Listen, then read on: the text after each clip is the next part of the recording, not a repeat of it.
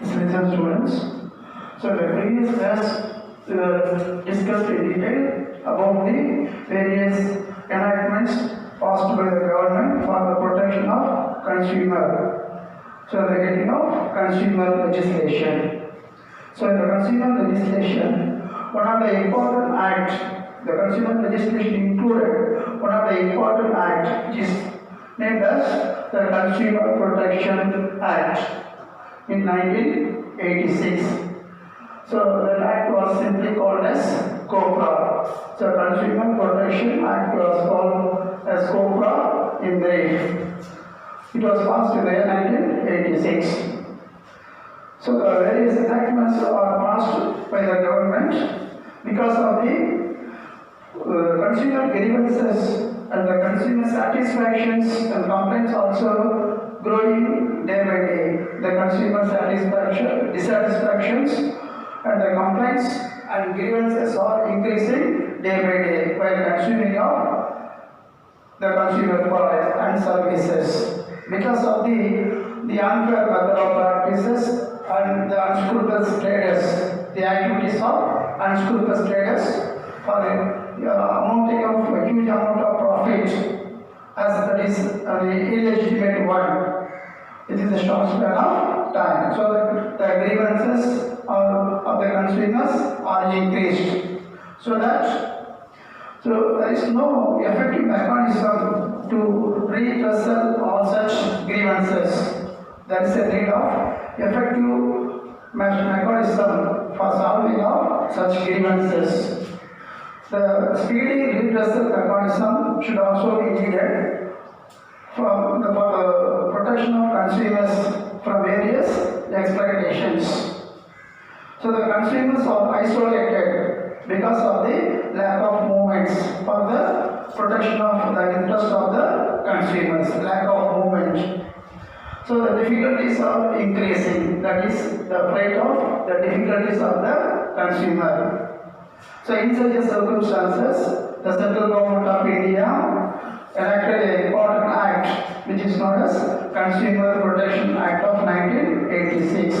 So for solving of such grievances or speedy redressal of the grievances of the consumer, the central government passed a comprehensive act, a detailed act which was passed in the 1986. But it came into existence on 15th April 1987. It was passed in the year 1986. However, it was implemented or came into existence in the year 1987, which is on 14th April 1987. Then it was amended. Amended means some additions and deletions was taken place. It was amended and in the year 1993. Then onwards, it is called as COPRA. Then it provides, the Consumer Protection Act provides the safeguard to consumer against the defective services or defective of goods as well as the services as well as the unfair method of trading practices. So the Consumer Protection Act provides the safeguards to the consumer against the using of the defective goods as well as the services, then unfair trade practices method. Then it also seeks to promote as well as protect the interest of the consumers. The Consumer Protection Act the Consumer Protection Act seeks to protection and promote the interest of the consumers. So the important object of the establishment of this act is the settlement of dispute of the consumers through the consumer court. Then this Consumer Protection Act is applicable to all the industries, that is public sector, financial sectors, cooperative enterprises and even medical services. The Consumer Protection Act was passed in the year 1986, came into existence in 1987 and it was later amended in the year 1990.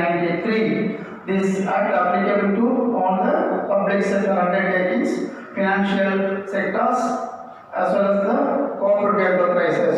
Now recently added the medical services also. If anybody suffered from these organizations, they may seek redressal from the Act of 1986.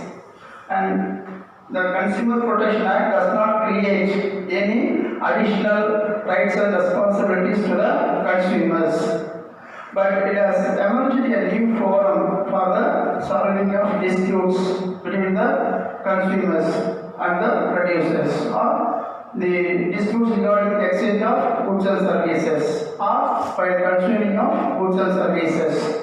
So, the Consumer Protection Act does not provide or create any responsibilities and the powers to the consumers. However, it should create some forums, that means the form of organization to solve the disputes while exchanging of commodities or by consuming of goods and services.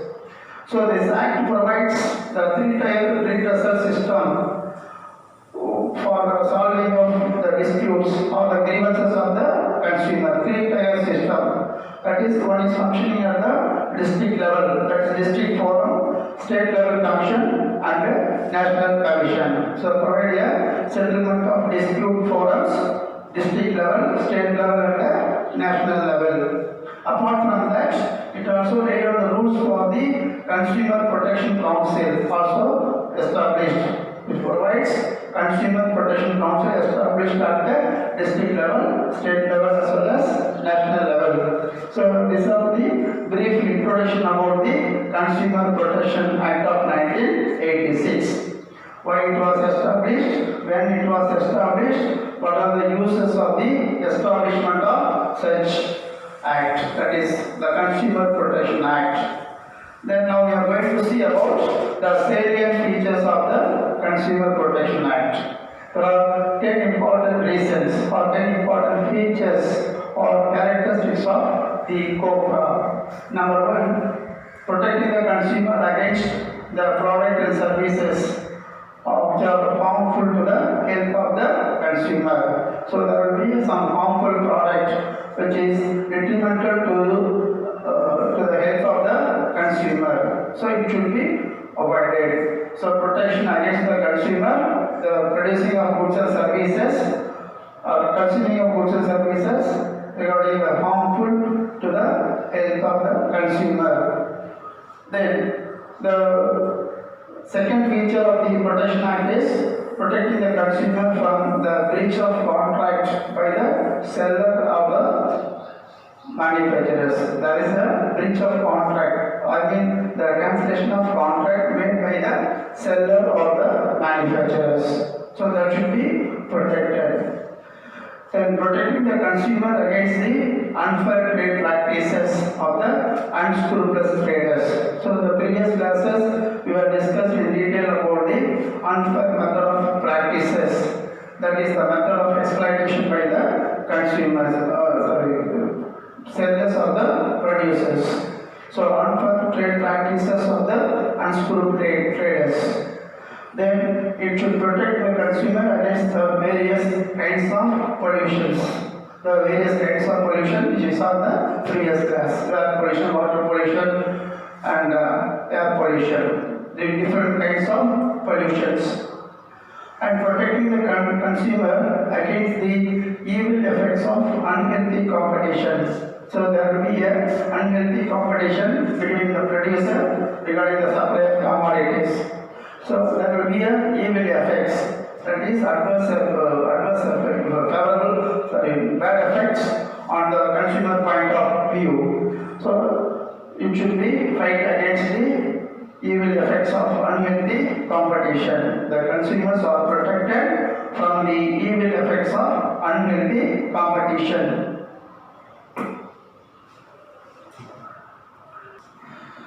Then the Act ensures about the consumers the supply of goods and services to the consumer with good qualities. So ensuring of consumer with good quality, that means the consumers are fully satisfied about the quality as well as quality of goods as well as the services provided to the consumer. This act ensures that.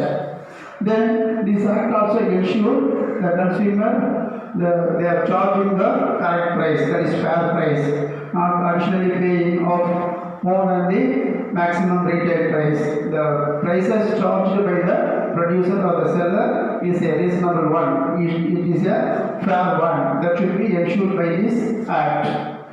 Then ensuring the goods are supplied about the uninterrupted or regular supply of commodities. The producers are supply the goods uninterruptedly or regularly without hoarding or selling in the black marketing. So the consumers are readily available, the goods are readily available to the consumers without any interruption. So it should be ensured in this by this act, ensuring of supply of goods which are uninterrupted. Then ensuring the availability of goods to the consumers with the correct quantity as well as the correct size. So this law ensures about the consumer, the goods are supplied to the consumer which are in correct quantity as well as the good quality and in correct size, and that should be ensured. The last one, safeguarding the consumers from the misleading advertisement or untrue message which are communicated to the consumer through the various advertisement. So safeguarding of consumer from the misleading of advertisement or untrue message which are communicated to the consumers through various forms of advertisement. So these are all the rectified. These are all the due by the Consumer Protection Act of 1986. I will explain in brief. The first one is the protecting the consumer against the product and services of harmful which is detrimental to the health of the consumer, number one. Then protecting the consumer against the breach of contract by the seller or the manufacturers, that is the second characteristic. Third one, protecting the consumer against the unfair trade practices of the unscrupulous traders. Then protecting the consumer against the various types of pollution,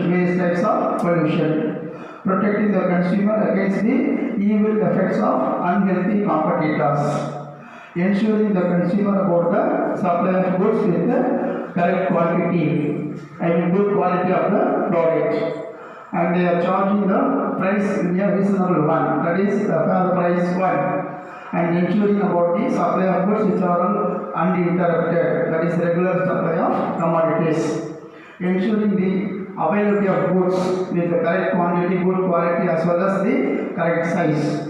The last one is safeguarding the consumer from the misleading and untrue messages of advertisement communicated to the consumer through the various forms of advertisement.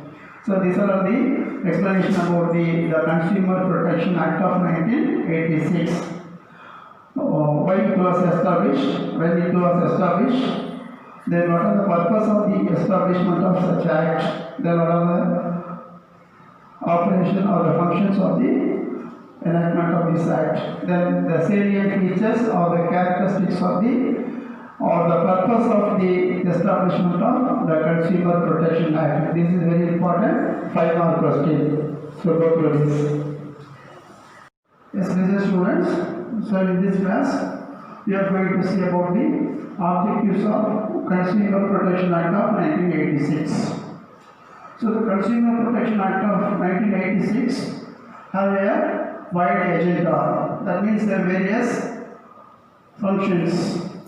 That is, the Consumer Protection Act educate not only the educating of consumers of rights and responsibilities, and also getting of redressal of the various grievances or complaints. So we simply say the Consumer Protection Act has a wide agenda, not only educating the rights and responsibilities of the consumer, and also to getting of redressal whenever the consumer affected by various grievances.